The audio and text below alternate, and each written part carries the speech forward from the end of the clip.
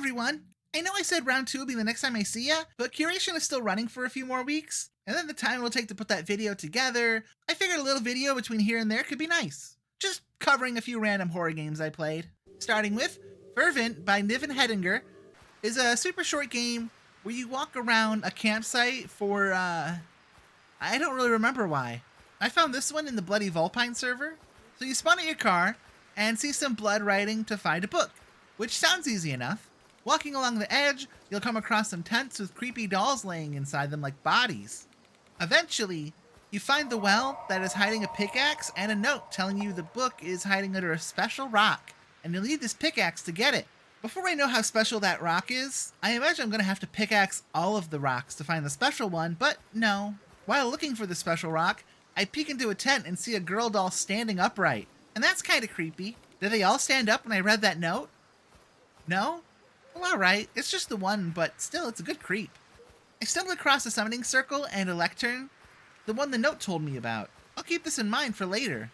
Behind me is a deer, and he's frontin', so I established dominance and front back, only for him to disappear like a coward.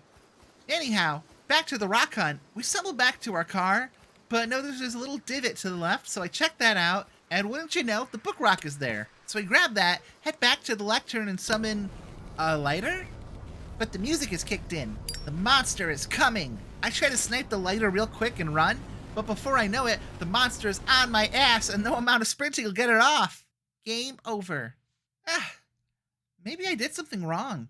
So I reboot, now knowing where everything is, pick it all up, summon the lighter, try to swipe it fast but miss, leave it, look back, and that monster is hauling ass. I try to run, I can come back for the lighter, but it's too fast. I think the game always intended you to die here, which makes sense, since the opening does say you're missing.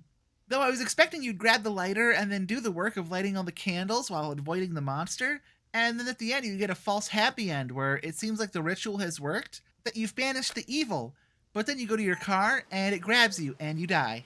Okay, a little update. The dev said that was a glitch, so I played an updated build where you do in fact run around and light the candles, and once you do, things change, and then the footage cuts out, so I was pretty close, but not quite what I imagined. Reflecting, I'm not sure if I like the subversion of expectations of the setup, or the commitment to it better. While it was a little disappointing not to do the thing you expected, it did make sense that why you don't even get a chance. You knew going in you weren't going to survive. Overall, it's a very simple game. I'd wager probably getting used to a new engine, Copper 6, or actually they said that was for a new shader? The game itself is fine for what it is. Next up, we got Carne Vescens by Out of the Ordinary World. It's a brief story about a mother trying to appease her child. I found this one in the Haunted PS1 server's release and recommendations channel. This game has you spawn in your living room, and then you explore, finding notes and clues to who you are and what your current state is. Our husband's left us, our baby's crying, we're tired. Walking down the hall, we check in on the baby, and interacting with it brings up a set of choices, which ultimately, they don't really matter. You cut a piece of yourself off and then feed the baby. You do this again, and then the game implies that you killed some other people to feed them to the baby, but it's never enough. Only your flesh will satiate them. There's this ironic contradiction that whoever is killing is damned, but also if you don't feed your kid, you're damned. So with no hope, your child is now grown enough to speak, and it asks you to become one, and you submit, falling into its maw. The game takes you back to the menu and asks if you want to play again or quit. So I hit play again because I want to try out another path of choices, and here it explicitly tells you that your choices didn't matter. It was always going to end the same way. I didn't really mention how every time you cut and feed the baby, there's this live action shot of a mouth. It spouts words of wisdom about motherhood. In the end, I think the game speaks to the terror of being a parent, or at least a good parent. That like once they're born, you no longer live for you, but for them. You give your everything to them, and yet how they'll turn out is not up to you. Sometimes in spite of your efforts, you create a monster. And how do you reconcile that dissonance between loving your spawn and hating what they've become? Do you stop trying? Do you cut them off? Could you cut them off? You've already lost so much. You're already damned. Even if you step away, wash your hands of it as best you can. They're still kind of intrinsically tied to you. They spawned from you. Their existence in this world is your fault. The pain they'll cause others is your fault. At least that's how it feels. It's hard to pull yourself away from something you created, to not blame yourself when they wreak havoc, to wonder if you enabled them, if you encouraged them.